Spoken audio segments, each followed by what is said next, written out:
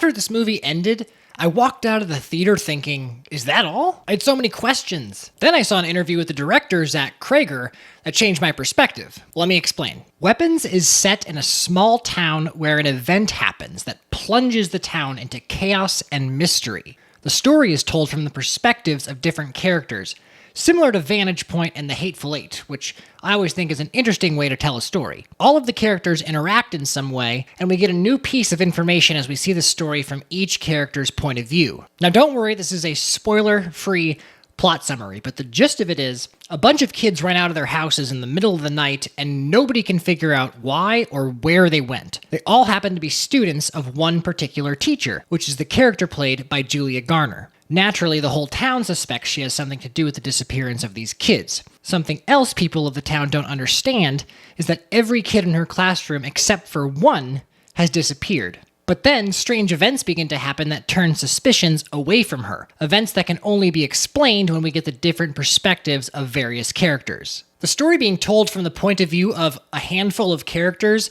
I think is a first for the horror genre. I can't remember in recent memory what horror movie might have done that. Like I mentioned before, the most classic example I can think of is a movie like Vantage Point or The Hateful Eight, where we see the Channing Tatum cameo at the end. But I liked that this story used that format. I thought it kept the tension up, the editing was tight, the pacing was nice. The story really moves along. The movie has a great cast with Julia Garner, Josh Brolin, Benedict Wong, Alden Ehrenreich, the four of them put together, and there's a character in this movie, he's a junkie, and I'm not sure who he's played by, I'll have to look that up, but I thought that he did a great job playing a drug addict. And of course, the villain of the movie, so to speak, I thought that the villain was very well cast and played their part very well. And in my view, this movie is somewhat of a rarity in Hollywood, at least in the last 5 to 10 years, in the fact that it's somewhat autobiographical and therefore fairly original. And I'll come back to the autobiographical bit later. But Hollywood does not take risks with original stories anymore, which is a common critique,